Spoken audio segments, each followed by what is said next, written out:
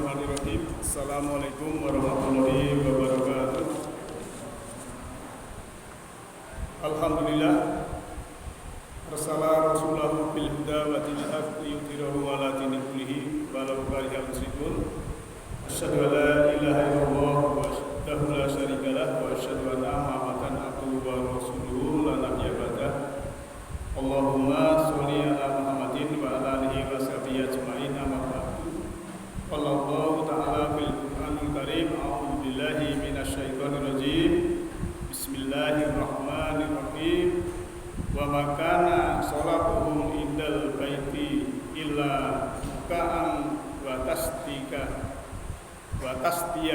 ila akhirih.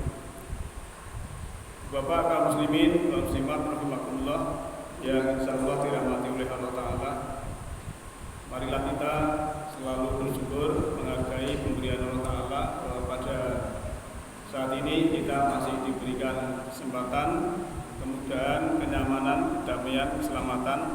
Semua itu karena Allah Maha Pengasih lagi Maha Penyayang. Untuk saat ini saya akan mengambil topik yaitu seimbang dalam pemahaman. Kita melakukan ritual dan itu banyak sekali yang karena kita melakukan karena motivasinya adalah pahala dan keutamaan. Namun supaya seimbang pemahaman kita, maka malam hari ini saya memberikan topik yaitu seimbang dalam pemahaman. Misalnya mulai dari sholat. Sholat itu pahalanya luar biasa ya. Keutamaannya juga luar biasa. Mungkin sudah banyak Bapak Ibu mendengar. Tapi juga kita harus mengetahui peringatannya misalnya. Misalnya ada ayat fawailul lil musallin, seperti tadi yang dibaca oleh imam, celakalah orang-orang yang sholat. Sholat kok celaka? Ayat ini harus kita lihat ayat yang lain. Ternyata ara'aital ladzi yukadzibu biddin fadzalikal ladzi yatumul yatim wala yahuddu ala ta'amil miskin. Orang yang sholat tapi celaka itu apa? Orang yang mendustakan agama, membiarkan anak yatim. Ada anak yatim dibiarkan, tidak peduli, tidak empati. Ada orang miskin dibiarkan saja, dia makan kenyang, ada tetangganya yang kelaparan. Ini walaupun sholat menurut Allah memang ya itulah wailun itu celaka. Maka kita dalam memahami suatu ibadah dan pemahaman itu harus seimbang. Kalau kita hanya utamanya pahalanya terus, kita seperti kita lewat rambu-rambu ya.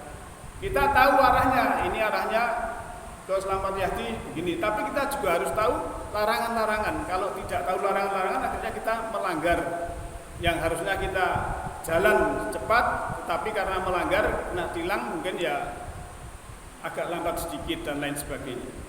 Ini mulai dari sholat. Sekarang puasa ya, siam ya. Itu juga pahalanya, keutamaannya banyak sekali, tapi juga diperingatkan ya.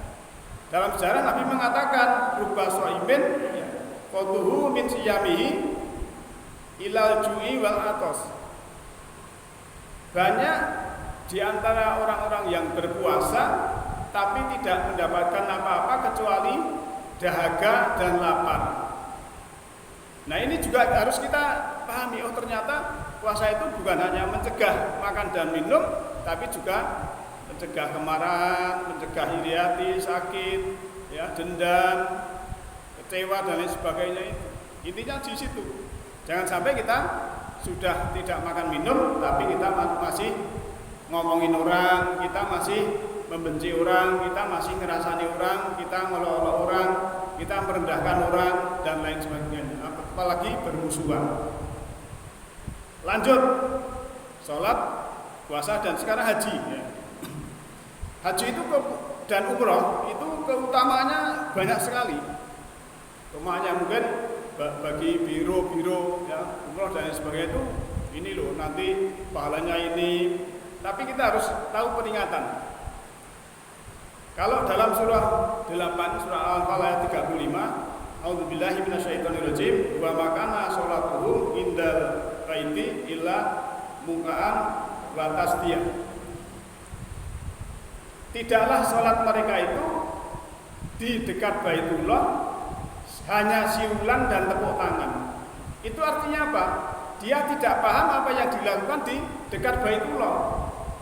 Maka nuwun sewu ya, orang yang sholat mereka di sekitar Baitullah itu tidak lain hanyalah siulan dan tepuk tangan. Itu artinya memang tidak tahu ilmunya, hanya ikut-ikutan. Maka saya pesan sama Pak Suwardi yang besok mau umroh ya,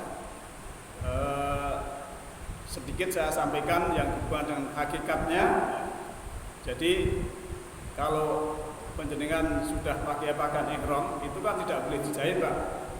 Itu artinya apa? Kita tidak boleh renggang dengan Allah, karena kita kalau barang yang pisah itu kan harus dijahit, maka kita harus tidak renggang dengan Allah, dan kita tidak boleh pakai wangi-wangian. Wangi-wangian itu simbol dari dunia. Jadi setelah kita pakai ihram itu hanya menuju kepada Allah, dan kita juga meninggalkan dunia kita, tinggalkan pekerjaan kita. Jangan sampai kita pas di sana kelingan gaweane, kelingan mungkin keluargane, kelingan omai, kelingan mobilnya, jangan sampai. Kita harus close gitu. Itu secara hakikatnya. Maka sini saya cuplikan walaupun ini sebenarnya satu SKS kalau kita dalam kajian. Kemudian di situ ada Ka'bah. Ka'bah itu bentuknya kan kubus, ya, kotak. Ya.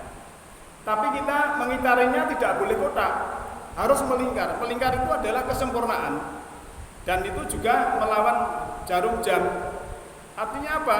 Ya kita dalam hal ini ya, kita harus sempurna dalam niat, sempurna dalam kita menjalankan itu.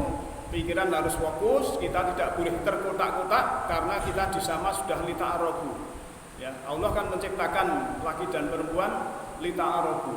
Jadi di sana sudah universal, dalam arti ini orang Indonesia, ini orang Eropa, ini Australia, ini Amerika, bukan, semua sudah menjadi satu saudara, tidak terkotak-kotak. Nah, kemudian ya, ada di sana juga syai dari marfa, ya, dari sofa ke marfa, itu juga ada simboliknya. Kalau laki-laki, ya, mungkin Pak Wardi ya harus ada lampu nanti lari-lari kecil mungkin, karena laki-lakinya simbol ruhani.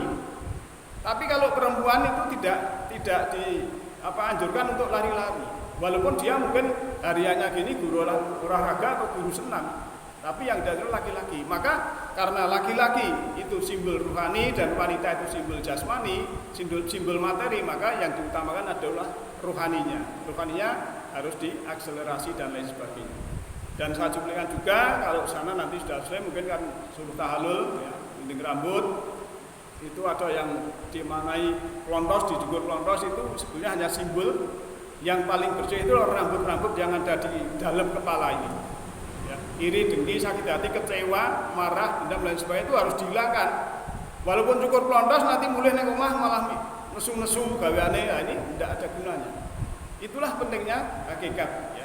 Jadi kita di sana, kenapa kok di ayat itu disinggung orang yang sholat di sana hanya siulan dan tepuk tangan? Itu kan orang yang ibadah umroh dan haji. Kalau orang yang di sini enggak, mungkin di Baitullah. Ini kan namanya peringatan dari Allah.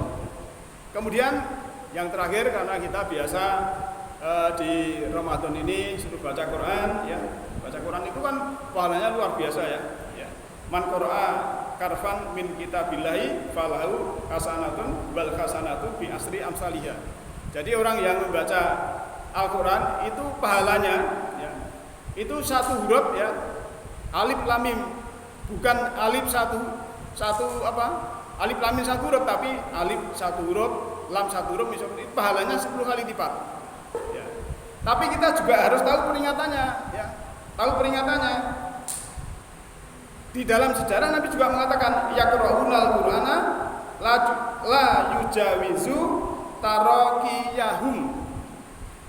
Banyak orang yang membaca Al-Qur'an, tapi mereka membaca Al-Qur'an tidak melewati tenggorokannya. Ini artinya apa? Ya kita membaca hanya membaca, tidak sampai dimasukkan ke hati, tidak dipahami, tidak dilakukan, tidak diimplementasikan dalam kehidupan sehari-hari, inilah yang oleh Nabi juga disinyalir. Kenapa? Maka pada malam ini saya seimbang dalam pemahaman supaya kita itu ibaratnya saya lalukan berjalan tadi, ya, kita tahu arahnya jalan, petunjuknya jalan, tapi juga tahu rambu-rambu larangan.